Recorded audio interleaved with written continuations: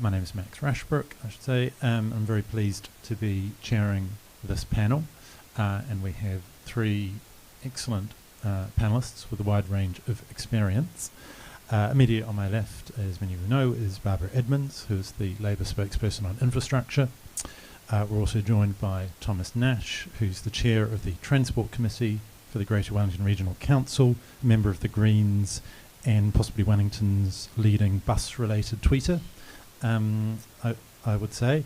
And finally, last but not least, we have Dr. Rowan Dixon, who leads the Climate and Futures Advisory work at Consultants WSP, where he is working on a number of the largest infrastructure projects currently happening in our country.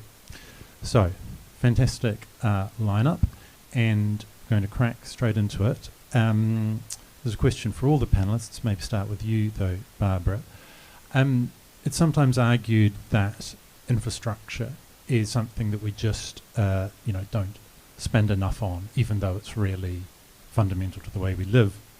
As Tova O'Brien wrote recently, infrastructure isn't sexy, but if you drink water, flush your loo, have ever been in hospital, drive, get stuck in traffic, catch buses, ride a bike, pay rates, have kids at school, turn the lights on or the kettle on, etc., then you should care, because it's very fundamental to all these things and to our life together.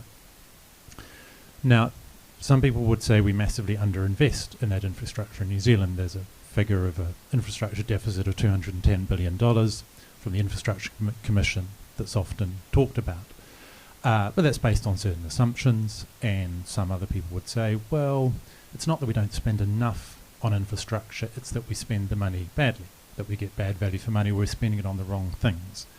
So, question for all the panellists, and you first, Barbara.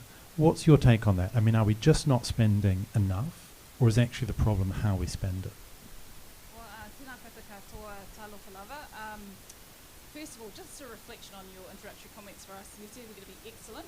I'll let others be the judge of that, because I feel very inexperienced but also very honoured to be beside you fellows today. In relation to whether we spend, I'm very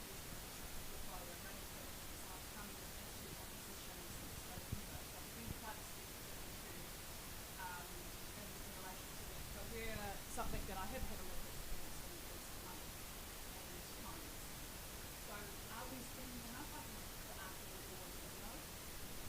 But actually, how can we afford to spend more? I think that is a question for all governments to look at.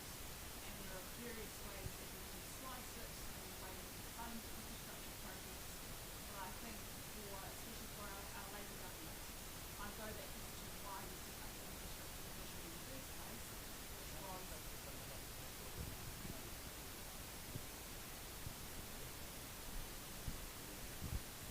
Philip sorting out the microphone. Going back to the infrastructure commission, the reason why we set it up in the first place was we needed to understand actually a stock take of, well, what is infrastructure that's needed, how much it's potentially going to cost, and then a strategy as to how we approach that as an issue. So it depends on who you speak to, but I think the funding will be incredibly important for any government to grapple with. Rowan, thoughts on that question? Check. Can you hear me? Yes, no, kia ora koutou. Wonderful to be here at the Fabians, first time for me, and wonderful to see all your faces. Thanks for having me along. No, okay. This is the lucky one. We've got one. We won't be arguing then, will we? Not over top of each other. I thought we weren't going to. You can hear me. Okay, fantastic. Yes. Yes. Well, yeah. Full disclosure. So I'm in the private sector. I work for a consultancy, and we do a lot of infrastructure consultancy on the largest and the smallest projects in the country and around the world. So I'm going to say yes. Please spend more. So be careful what you believe. No, I think really good points there. And a lot of the sort of mahi that we do is thinking about now within current context and maybe what the past used to be, but then looking forward about what the futures are looking like. And it's really what what the language of level of service, and some of us will be very familiar with that, and what are those, what's that context, what sort of values do we need out of our infrastructure, what sort of services are we hoping to provide to whom and by when, and that's us as a community around what our words like expectations might be, and we're getting pretty good at more clearly articulating those and what we expect out of our infrastructure, and I think that's going to help us understand what things cost and what we're willing to pay. I'll just leave it at that. Oh, kia ora everyone, kia ora Max, kia ora panellists, and kia ora koutou katoa. Thanks Philip for inviting us tonight, and thanks to 257 for hosting, and thanks everyone for coming along. Do we spend enough on infrastructure? No. Do we spend it on the right things? No. Those would be my direct answers. I think we've spent far too much infrastructure money on things that had low benefit cost ratios, like massive motorways and massive new greenfield developments that have put a major tax on the infrastructure spend and capacity that we have in this country, which is constrained and is always going to be constrained because we're a relatively small country with a relatively small infrastructure market at the end of the world where costs are always going to be higher. So I think we need to be extremely careful and conscious about every single infrastructure dollar that we spend and every single infrastructure hour we contract. And I think as we go into the future, we have some important hard choices to face when it comes to how we spend infrastructure dollar and contract infrastructure hours. I could give some specific examples, but I don't want to go on for too long, so I'll just maybe stop there. Well, I mean, let's just pick up on some of that then. I mean, what you're effectively saying is that the politics often gets in the way, and so things get approved because they sound good rather than because they're the right projects. How do we change that? Yeah, well, I think infrastructure is a communications challenge because I think it's kind of boring. It's water pipes and water renewals that you could renew them and no one would notice unless you get to a point where they're leaking so much that people have noticed, which is the case we're in now. So in some ways that's good because it's going to drive higher investment in water infrastructure renewals, but it's bad because we shouldn't have got to that point. We should have been spending more time and energy on understanding our existing water assets and the state of them, and we should have been focusing more on getting the right amount of money to water infrastructure renewals so that we could get what we need for our city. One thing, I'll give this example though. So we've spent a lot of money on motorways and greenfield sort of new suburbs out, sort of extending existing urban areas. So on the outskirts of cities, what used to be farmland has become suburbs, and it's been serviced by large, extremely expensive motorways in many cases. And that's very low value for money infrastructure spend. We could have spent that same infrastructure on renewing existing water pipes within our urban areas, and that would have allowed us, which we need to do anyway because they're too old. And if we'd done that, that would have allowed us to build more dwellings inside those urban areas, not requiring any new motorways, not requiring any new water infrastructure, because we'd just be renewing our existing infrastructure. That would have kept the fiscal impact on councils and ratepayers down compared to what it is now and what it's going to be in the future as we renew that infrastructure. And it also would have helped us to reduce emissions and also made our kind of lives easier and safer and cleaner. So I think the fact that we haven't done that suggests that politicians have, like me and others, have not done as well as they could do in communicating this. And I think we can and should do better, and which we are trying to do that, and tonight is a good example of how we can continue to try to do that. Sure.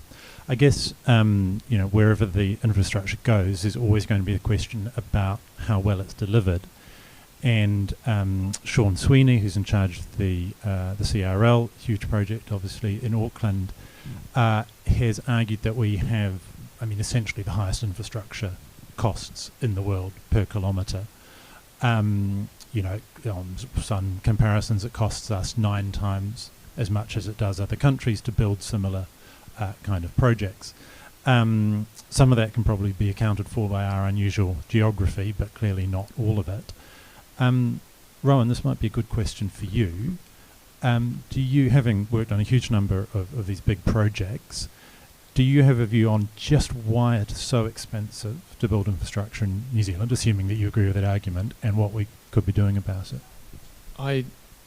Fantastic question. It's something that's kicked around a lot. I would very much like to have the answer to that. So if anybody out there. Yeah, it is extremely, and as soon as you mentioned Sean, I was like, oh, yeah, I think I know where he's going. Yeah, and immensely frustrating and twists and turns. There's lots of entry points into this debate. Is it that the preliminary thinking, further up the value chain, the sort of business case, investment, decision-making planning, is that too high a level, not robust enough, or maybe not of high enough quality, all the way through to relationships in the delivery value chain between the designing of something on paper versus the delivery of something in the real world. And then next to that, and working alongside the community and the different twists and turns you get there, which is definitely something City Rail Link's engaged in. You're sort of in the middle of a city, a really complicated project with a very involved community. And each of these things don't necessarily come as surprises, but they seem to be bigger than or more complicated, or in some way less well planned than I suppose appear to be. And so I think it's I'm sorry, I feel like it's a bit of a cop-out, but it's a really multi-dimensional, complicated question. Yeah, I'm sure others have views on this. Totally accept it's complicated, and I'm interested in the others' views, but I'll come back to you on one thing. Are there, I mean, if you were in charge of all of this, I mean, having seen what you've seen, are there some things you'd suggest that we do differently or better? Yeah. I think as the non-politician on the bench, can I pass that one? No, yeah, I should have a firmer view on this. Look, I think it's been touched on, but and I think we're heading in the right direction with the Commission, as to be outlined, and the idea of a pipeline and bringing, and I think some of the conversation just then. We do need to talk more about this and have more of a view of our future in the built sense, and to come around that. It's probably something, so I'm a bit of a late arrival to infrastructure, but it's way cooler than you think, promise. And we really do depend on it, and a more holistic approach, and this is, I'm being inspired by some of the imagery at the back.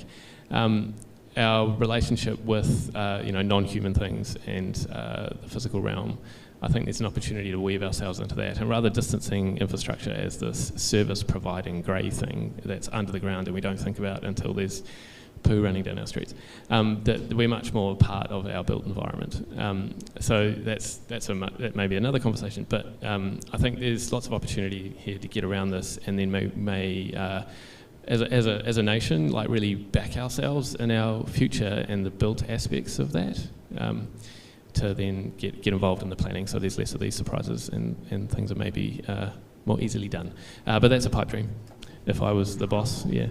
Well, no, great answer. I think. I mean, and there's a echo there in the sense that the environment, the natural world, is often very poorly represented in public debates because it can't speak for itself. Famously, it's one of the big shortcomings of democracy is we tend to practice it. And what you're saying in ways that infrastructure lacks a voice. In these discussions.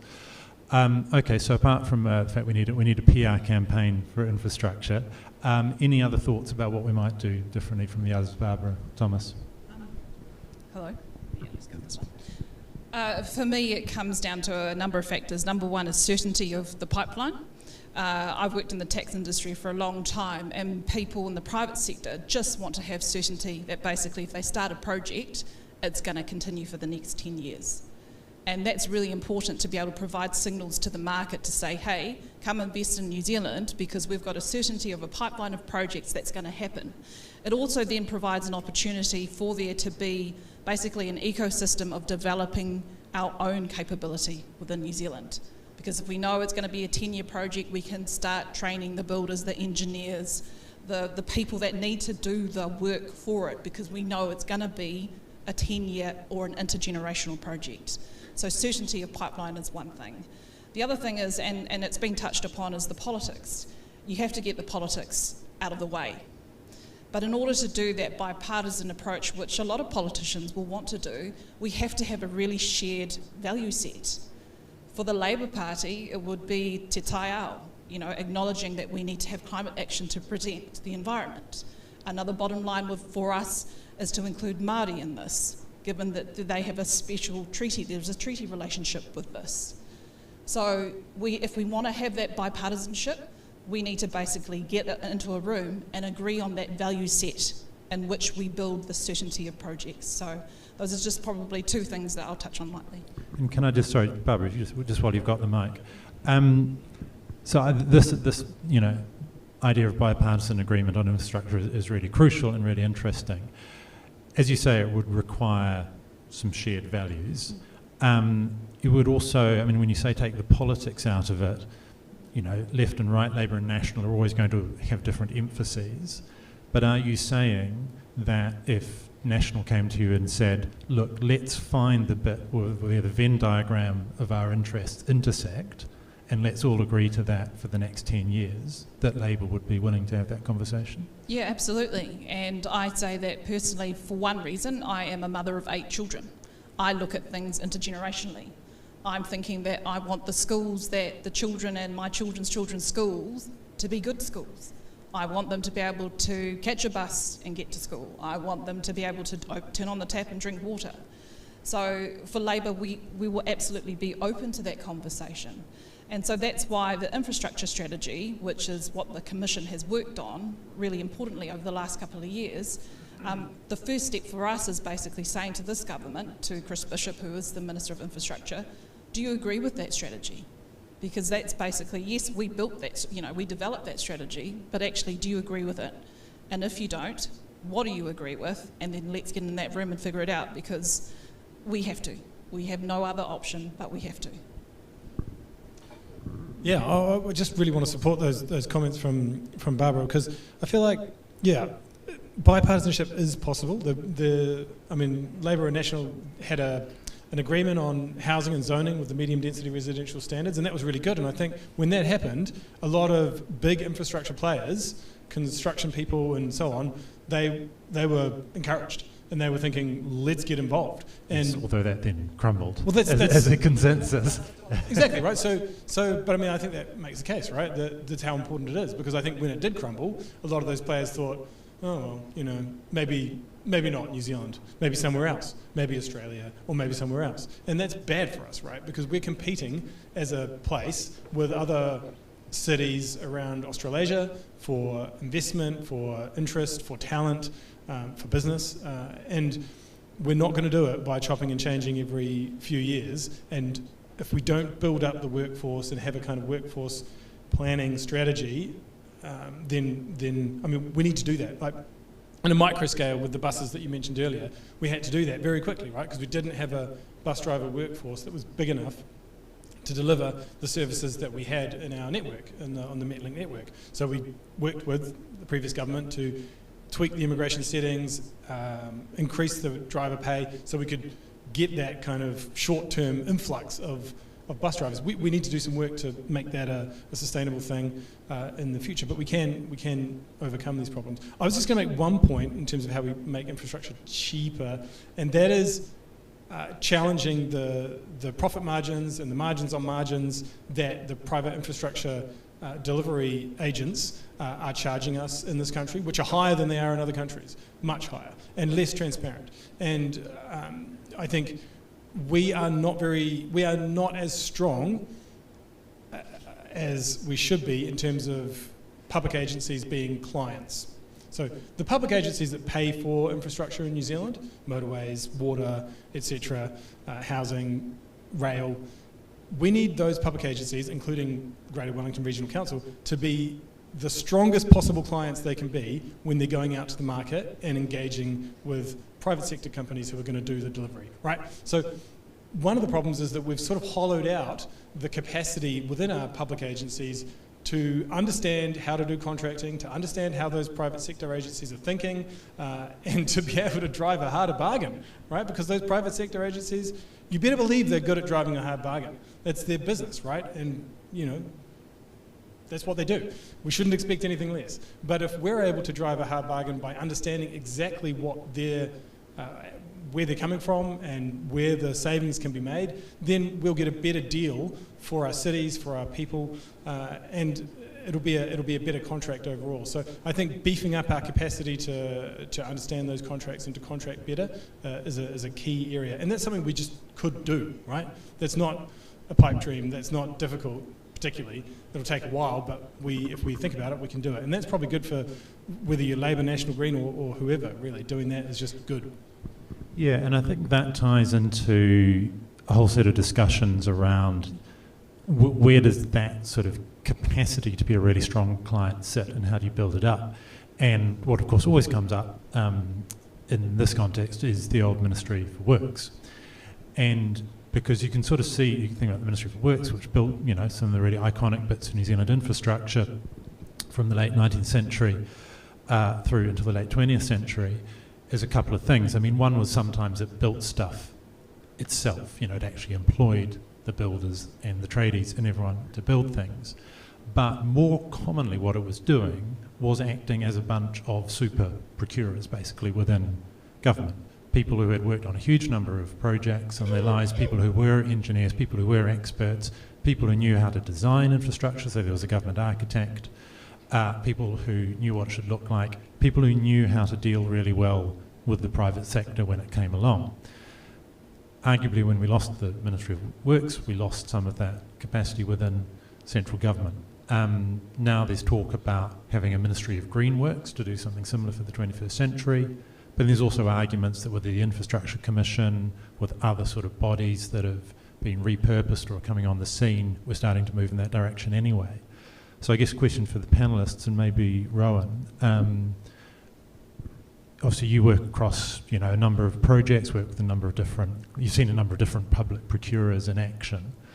Obviously not asking you to comment on any of them individually because it'd be inappropriate, but do you have thoughts about public sector procurement, how it might be improved, how things could look better just based on what you have seen? Sort of generic lessons? Yeah, man, difficult questions. For which there may not be any straightforward answers. I mean, that's why absolutely. We're all struggling with it. Just your earlier comment, feeling like you've lost the Ministry of Works. Well, we're still here.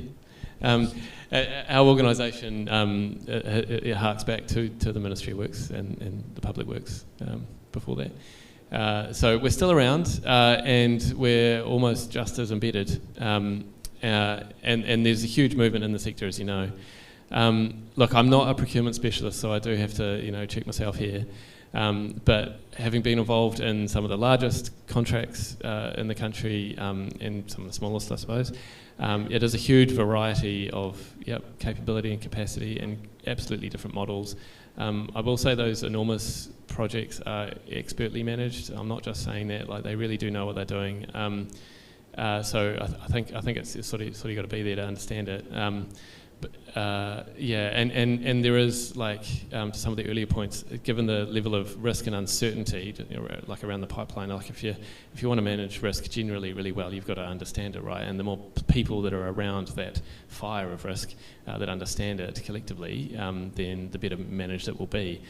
So procurement, and this is, you know, my school of procurement, which is no one goes to this, but like the current procurement models, it's loosely called alliancing, but basically like a common understanding of that risk and a shared understanding of that risk as to where it's best placed to treat that risk.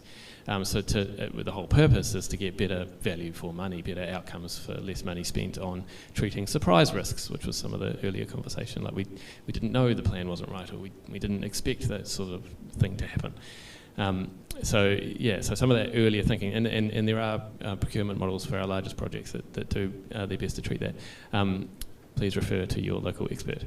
I'm sorry, I forgot the last part of your question there, but you tied me up with procurement. Yeah, public sector procurement, I mean, you know, could could it be improved? Could it be? I mean, what if we had would we benefit from restoring the old Ministry for Works, for instance, or having a Ministry of Green Works? Yeah. No, yeah.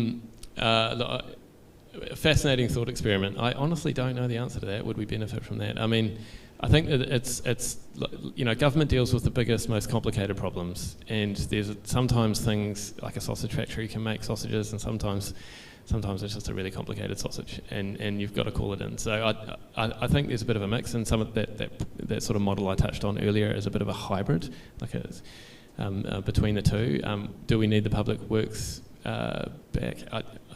Honestly, I don't know. Fair enough. Yeah. What's Barbara's take on Ministry for Green Works? What do you reckon? So currently we have technically a mini Ministry of Works under Rau Paenga. Rau Paenga used to be Otakaro, which was basically an entity, a Crown-owned entity that was set up to do the Christchurch rebuild. And the government set it up at the time because basically they needed to do the rebuild fast, they needed to have the experts to basically deliver it and to make sure it was done, because it was a whole, effectively a whole part of a city that had gone.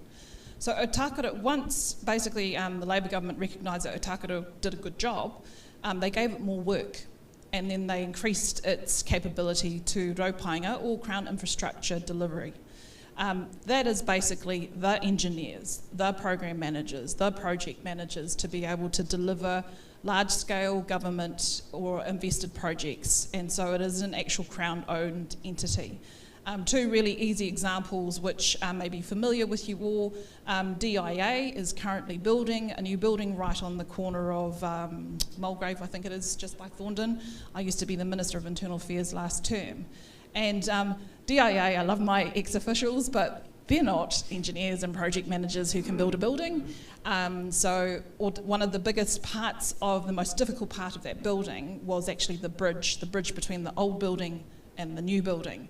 So Crown Infrastructure Delivery, or Rau Paenga, has been brought in to basically work that out, because it isn't just a case of you just stick a structure in and you build the bridge.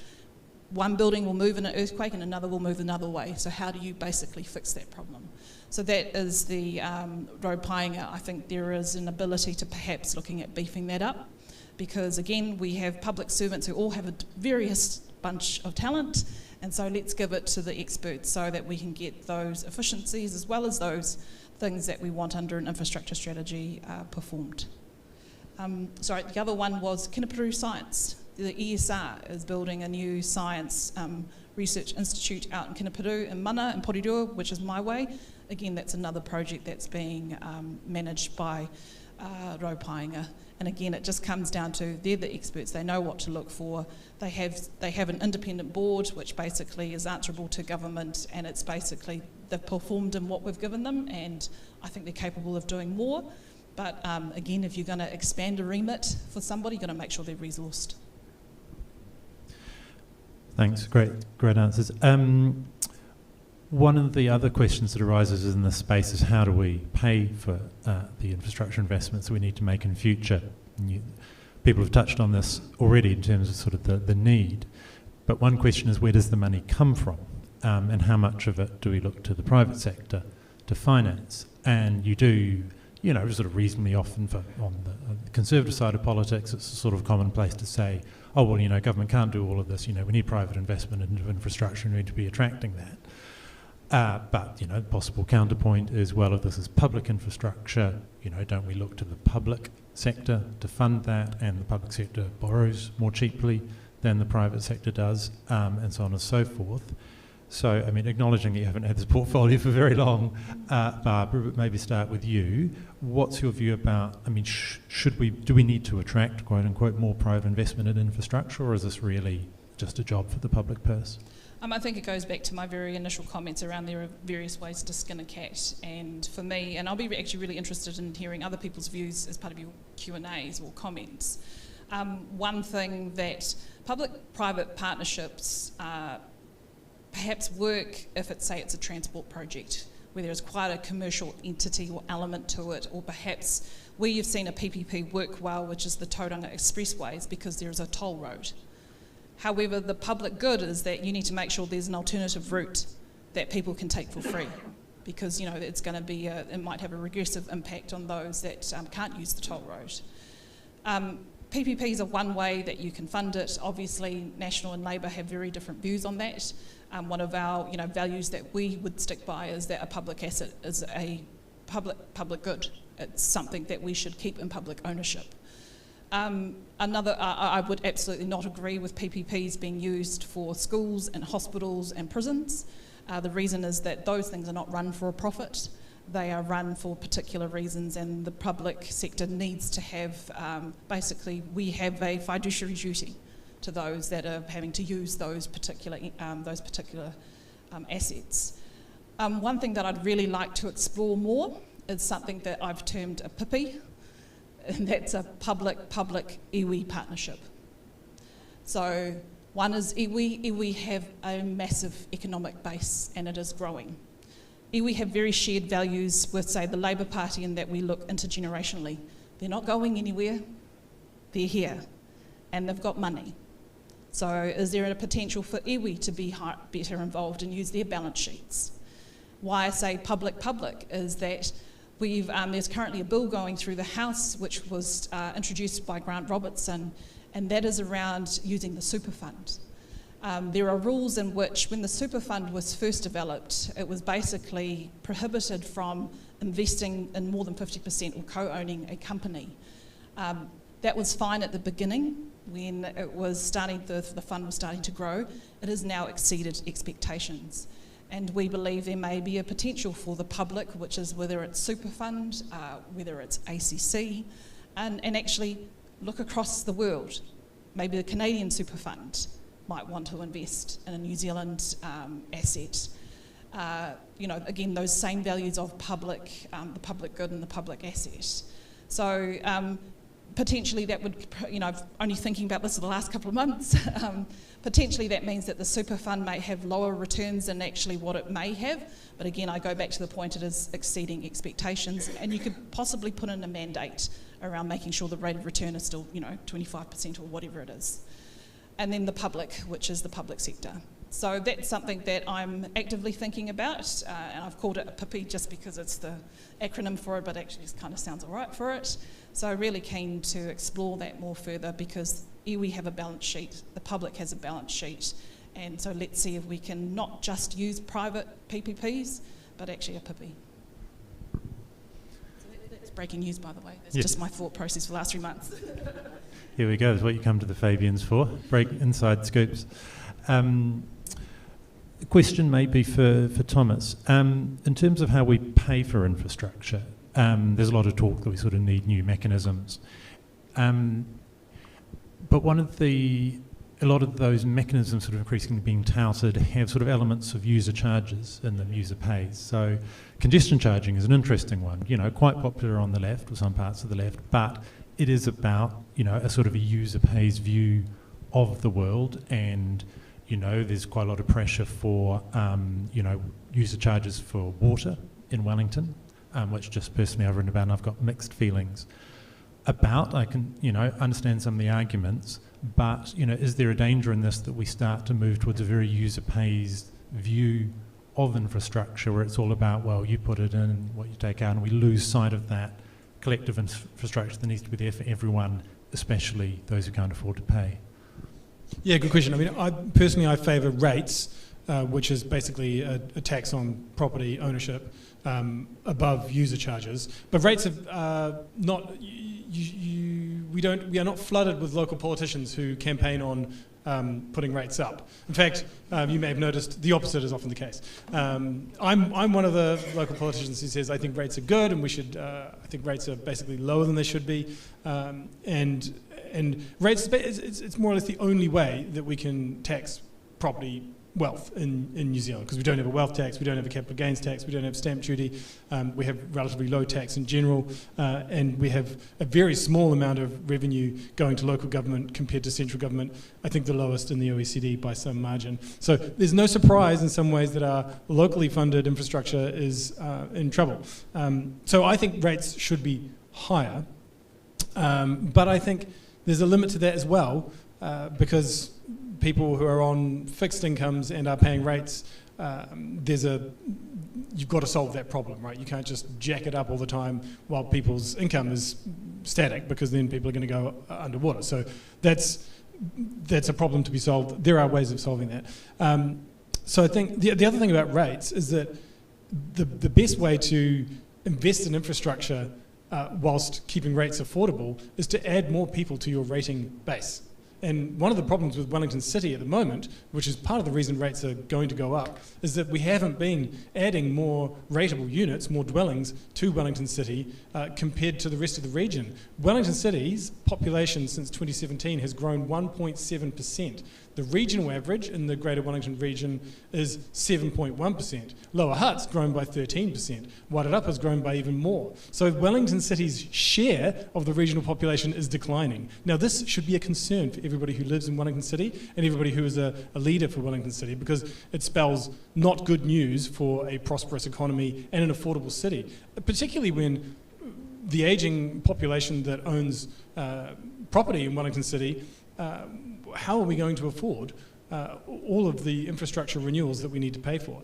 If we don't deal with that soon, and in my view, if we don't get serious about building many, many more dwellings that are well serviced with existing infrastructure that can be renewed within the city, well, the city will definitely be unaffordable, and it will be uncompetitive compared to other cities that are looking to attract talent and business and economic prosperity in Australasia. So that, I think, is a big stark warning that we need to take seriously. I think one thing I would say is bonds, long-term bonds for infrastructure. It's not a fancy mechanism. It's a tried and true mechanism which has been used throughout history in many different countries for paying for things.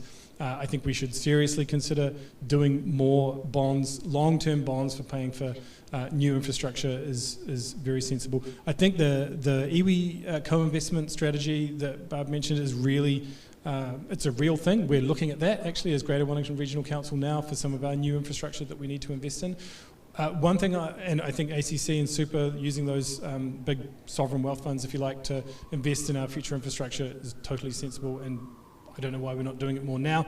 Last thing I'd say on this is that, yeah, we have a lot of opportunities, I think, to communicate better about this, and I think, yeah, generally speaking, you can say it's a PR challenge. It is a PR challenge, but I think we do need to talk more about all of these opportunities for funding and developing our infrastructure, and be real about the choices we need to make and the future that's coming.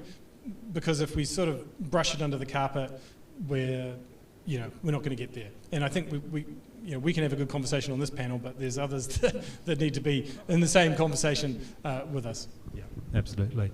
Well, I mean, speaking of the future, a question for you, Rowan. Obviously your work at WSP is around climate and future-related things. What do we need to be doing more of in that space, do you think?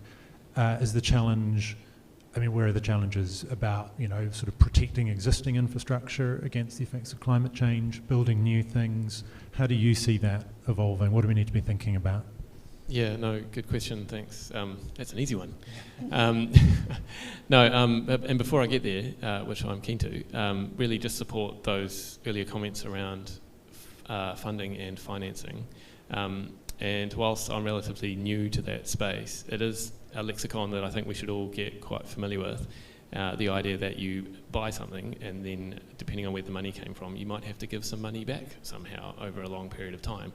And so they're two quite different things, and we often confuse them, the funding of the thing that we want, and then the financing of the funding that we got for the thing that we wanted. And I think, yeah, I mean, we're all here having a conversation, but things get wrapped up around logos, and although I'm a big fan of the Pippy, so bring on that one. So they have these connotations, and they obviously sometimes have like a political weight to them. A certain colour prefers certain logos.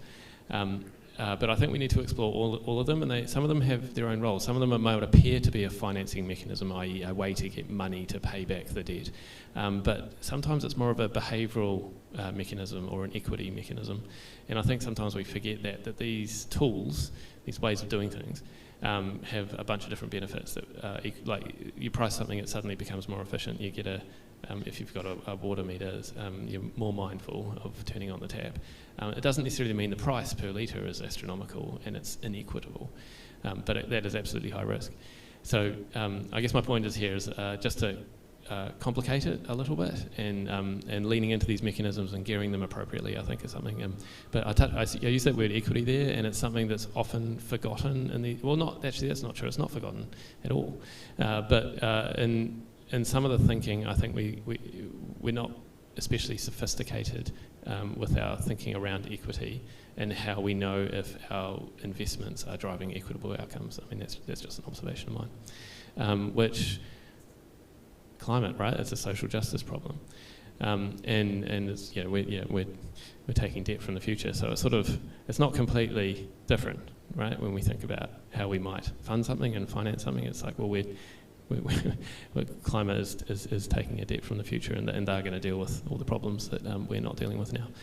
So what we need to think about is, I suppose, that, and some of my earlier comments around having a view of the future is Aotearoa and the nature of, like, what is built environment. So rather than using the word nature to confuse things, but like the character and how we think about our built environment and how we engage with it.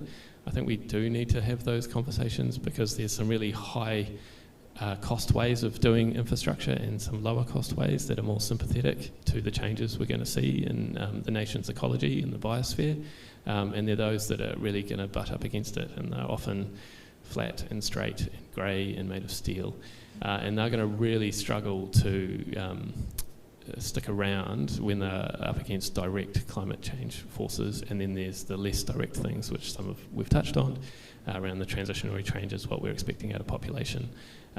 Who are we in a few decades, given some of the pressures we're going to change? And, we're a small island at the bottom of the world with a bunch of free trade agreements that we've signed up to. And so we're going to be under pressure to play our role in the world's accommodation of climate futures. These are really big, scary questions, but I really hope we can lean into those optimistically and use them as an opportunity to think about what we could become, and then design a built environment to support that. So I think where some of that's been touched on, like, definitely need some security and in the pipeline of, like, committed projects, but I think there's a sort of a step beyond that of thinking a little bit more aspirationally of what we want our built environments to be. This is a very long answer. And we nearly got there with spatial planning, something a bit more like crayons on a page. I think we still get a bit distracted with detail. We're not really starting the thinking early enough. But yeah, I'll leave it there. Great. No, thank you for that. And speaking of big, scary questions, it's time for audience Q&A. We've got 15 or so minutes for questions from the floor. And do we have a roving microphone, or are we just going to get people to use their outside voice? Looks like we're prepping a microphone. Now, usual very strong caveat, questions, not long comments. Please, I will be brusque with any comments masquerading. Yes, we've got the gentleman at the back.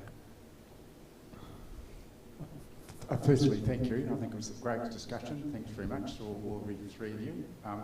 My question, listening to what you're saying about some of the costs and why we're so more expensive, is it a thing of size thing? Are we trying to contract at too lower levels?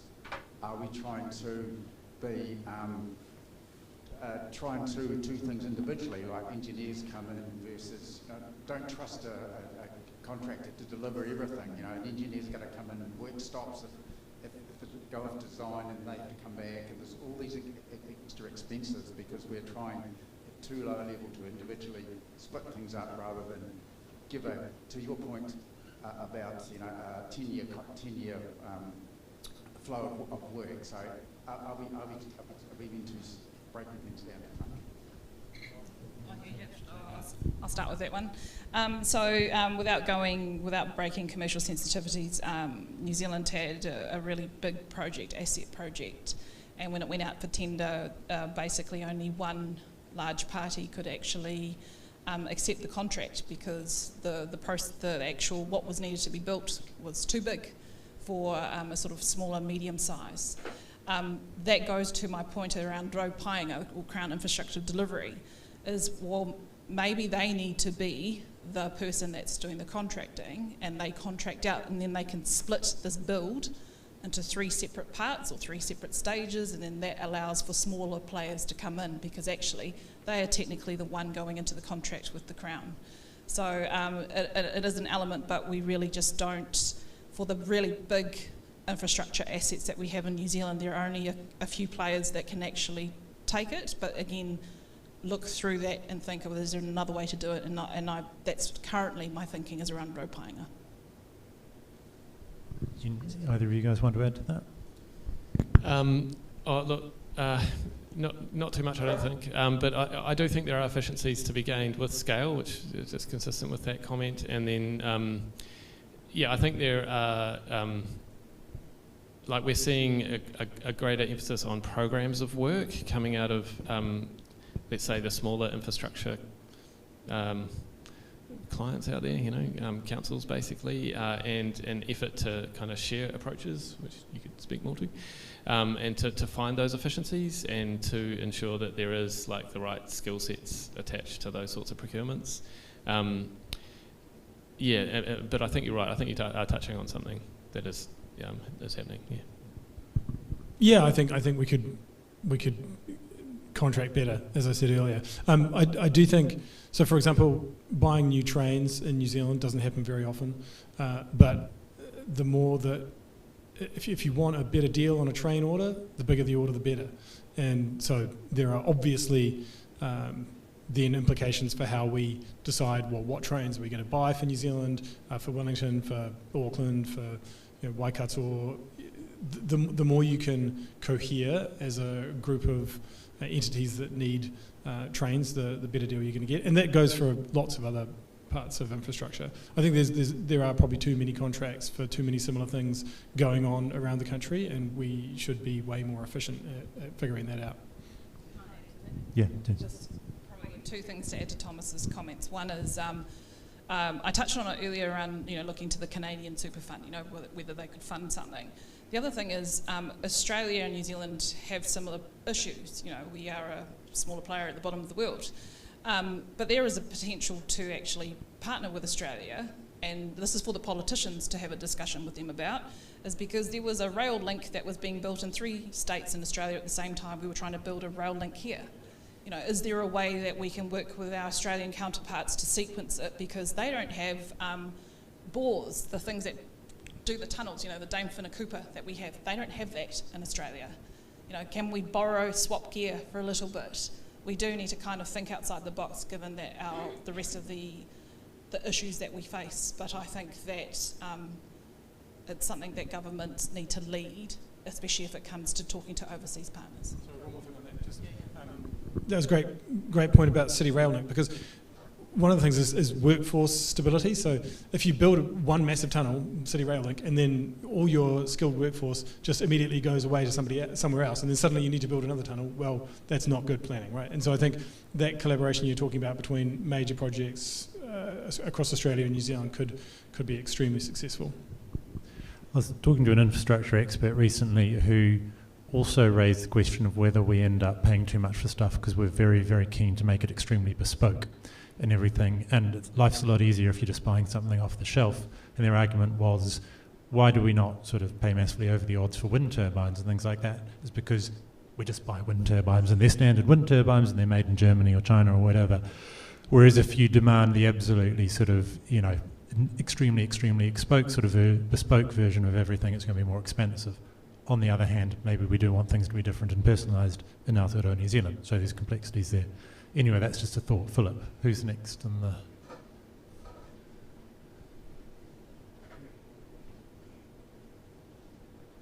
major increase in the cost appears to be insurance claims on increasingly severe weather events.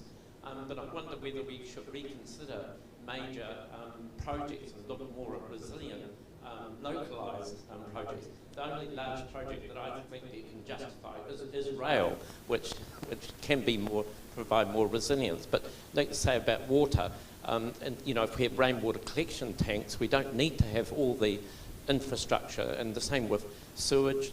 Just thinking, a couple of 100 years, all the fertiliser was from human and animal manure. We have a huge problem trying to just discard our our manure, and instead we should be looking to use it as a fertiliser, because we'll have to in a couple of decades ahead. Great. All right. So the question, do we need to think small rather than think big? Anyone want to take that on, Thomas? Well, I mean, I think there's a lot of good, sensible thoughts in that. I mean, I've noticed, I think deciding what we invest in, so bang for buck and value for money on your infrastructure spend and your infrastructure construction hour, given both are constrained for us, is really important. And I noticed the Canadian federal government recently has announced that it's no longer going to be funding large motorway projects from the federal purse in Canada, and that it will focus its transport infrastructure funding on public transport and active transport projects. I mean, I think Wales has done the same in the United Kingdom, and I think there's a strong argument for that in New Zealand too. I think that would save more money and drive better infrastructure outcomes than possibly any other simple intervention that could be made in New Zealand. I could add a little note to that. Yeah, no, I think it's a really good point. The word resilience is being tossed around a lot, especially at the moment, a trend towards that, and delivery efficiency and resilience partners that. Is it the great big project that brings about resilience, and building back better, and or is it lots of little bits and pieces along the way? I think it's definitely going to be both, but the big projects are going to get called, they're going to stick out more and more. Can we afford these great big things when we've got so many band-aids going on?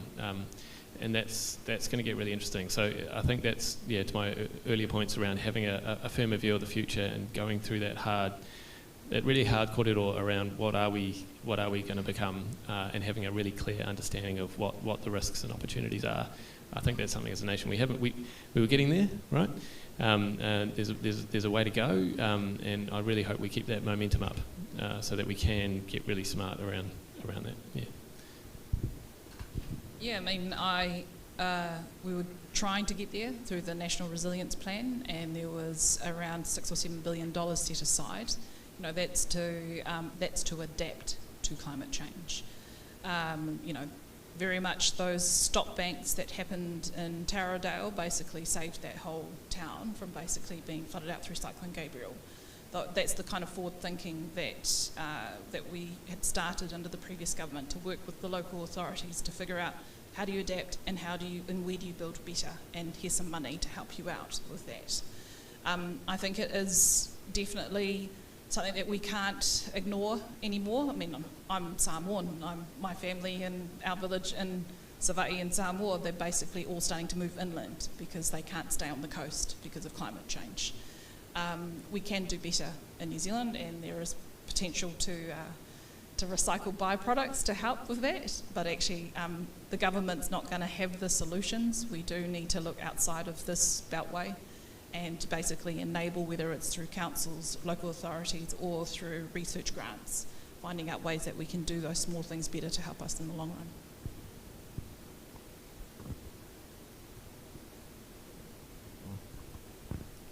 Thank you.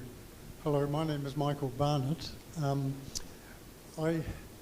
was born into and grew up in an era where there was the Ministry of Works evolved and were responsible for developing much of the infrastructure we have today. I just want to focus on power infrastructure. The power infrastructure started on the hydro dams in the Waikato River and other facilities in the North Island, and moved to the south. And in the process, a skilled workforce was developed that moved from project to project. So my question to you is there not scope for developing an agency which to carry on the work on such a long-term basis? Okay, me. As I kind of said earlier, we kind of have a mini Ministry of Works, or a modern Ministry for Works with Crown Infrastructure Delivery. How we gear that up and how whether because what they would do is contract, right? And I think where you're saying is that the difference with the Ministry of Works is actually you don't contract, you actually employ the workers. I haven't yet quite thought that far ahead because for me, again, having 3 months into this portfolio, you kind of try and learn as much as you can.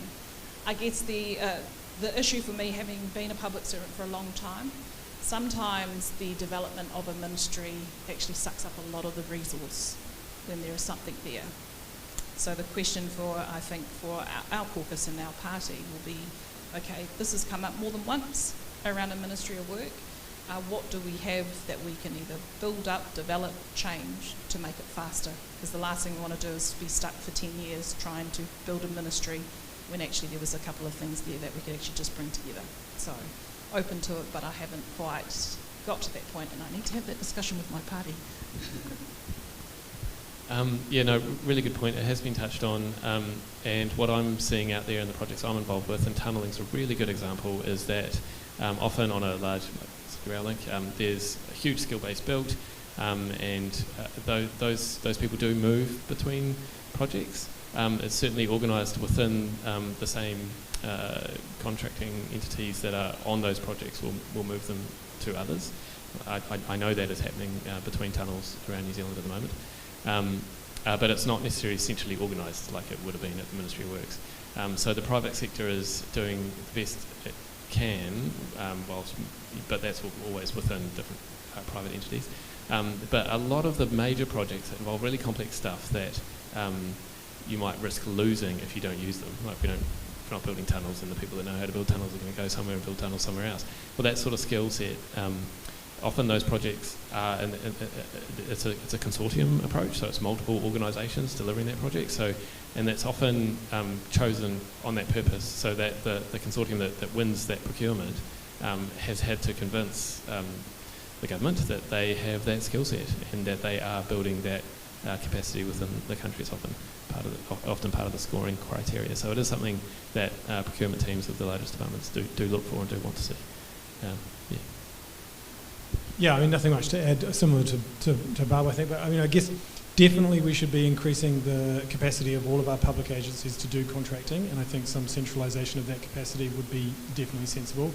I think a key thing here for us as a council, and I would say probably for other public agencies, is being thoughtful about ownership of assets. And obviously we went through a period in the last few decades of selling off a lot of public assets into private ownership, and that has had a variety of consequences. And you mentioned the energy sector. Well, look at the providers of energy now, and Wellington Electricity, for example. I mean, costs have gone up significantly for users with electricity as a result of that. I think we should be wary of any of that in the future. And certainly for us as a council, we're looking more at council public control and ownership of key strategic assets. So this is slightly different from your question in a way, but I think important to think about that ownership of assets as well as contracting and workforce. One good example is if you own the bus depots as a public transport authority, then you will get a much more competitive market for bus companies that want to run the buses. Because if you've got a bus company that owns all the bus depots, well, they're going to have a massive advantage over any other bus company that wants to enter the market, right? So it's not very competitive. If the Public Transport Authority owns the assets, owns the depots, particularly in a context where you had to charge buses for electricity all the time, well then it is a huge strategic advantage and will drive down costs for the public purse if you can own those strategic assets. So just some thoughts around ownership of assets as well. All right, Philip, time for one more question, I think. Thank you. I want to bring in one idea of seeing things a little differently, and not how we're different from the rest of the world, but where we have the same problems as the US, UK, and that's Mazzucato's Big Con, the latest book from Mariana Mazzucato. She argues that bringing in the big consultancies like McKinsey, Deloitte, KPMG, the Big Three and Big Four, weakens our businesses, infantilizes our governments, and warps our economies. You had kind of promised to talk about the ferries, and I hear that today McKinsey has been brought in to deal with the the Cook Strait ferry debacle.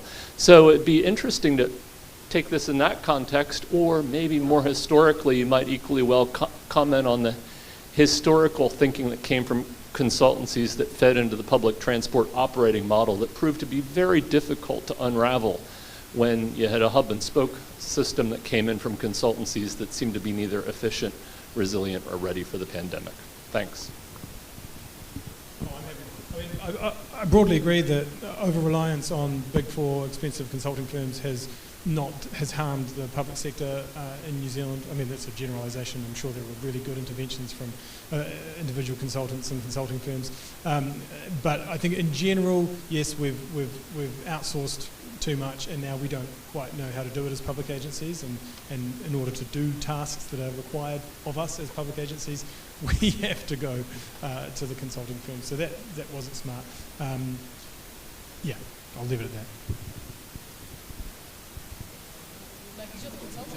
Oh, no, you make me defend myself. It's awkward. I'm glad you didn't put my name in there. No,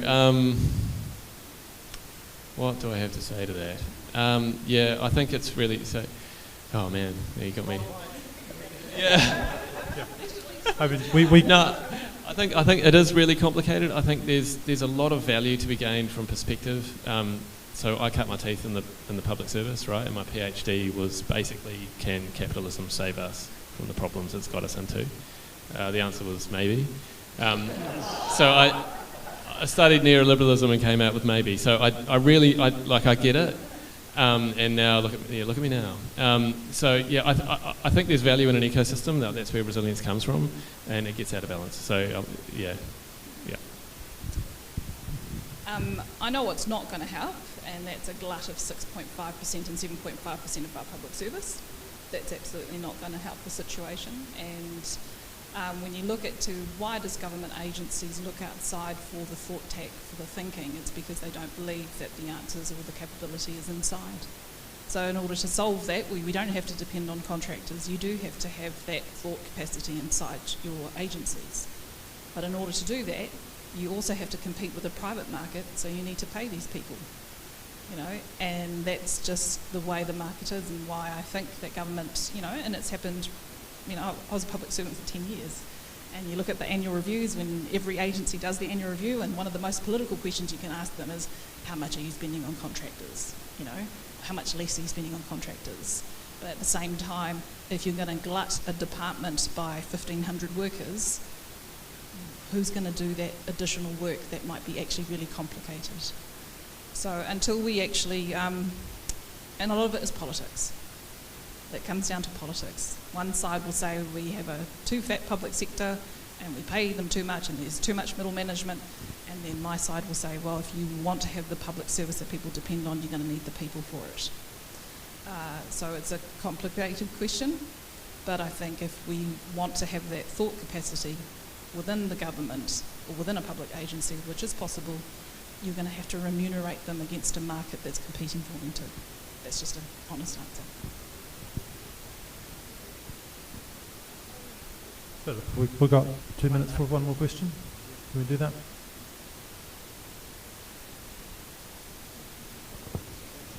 Yes, we. Being optimistic. Thank you very much for taking my question. I just finished doing a history thesis last year on the Ministry of Works and the construction of our hydroelectricity infrastructure. I just, do I need to repeat that? In the course of my research, I did quite a number of oral history interviews with a range of people right through the Ministry of Works, from the engineers to the construction supervisors, the ones that are still around. And one of the questions I put to Bob Norman, who was the last but one Commissioner of Works, I said, do you think we should bring back the Ministry of Works? And he surprisingly said no, because he said it took decades to build up that workforce and to obtain that experience, which he said was unique to working in New Zealand. New Zealand's geology is so new compared to other countries, and he said getting overseas contractors in isn't always successful for that reason, and that's part of the reason why costs often blow out. But in response to my question, he said no. He said what we need is, quote, expert, sage, professional advice, direct to cabinet, and we need someone like the science, we need a panel of people such as WSP and others who have actual experience working in the New Zealand environment, and in much the same way as the science advisor. He said, because that's currently what is missing. Now, I just wondered whether whether the panellists perhaps agree with Bob, or because what I'm hearing is that the problem is the planning is missing, and that was the role the Ministry of Works had, as well as training a workforce that was world class and internationally admired. That was one of the things I discovered that I was really, really taken aback with. Just one thing too before I know you want to, I know, but just the iconic bits of infrastructure, for example, our hydroelectricity infrastructure, the reason we're at 80% renewables is because the Ministry of Works, of the 23 hydro schemes that were built between 1945 and 85, they constructed 21 and they designed 18. A lot of those guys are still around. So anyway, thank you. Thanks for listening.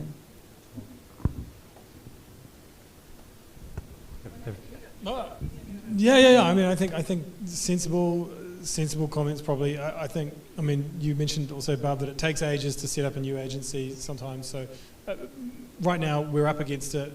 Climate stuff, infrastructure deficit stuff, pipes are leaking. We've got to fix it now. I mean, also, even just Greater Wellington, we're buying trains now. So we don't really have time to set up a new agency. We've kind of got to work with what we've got.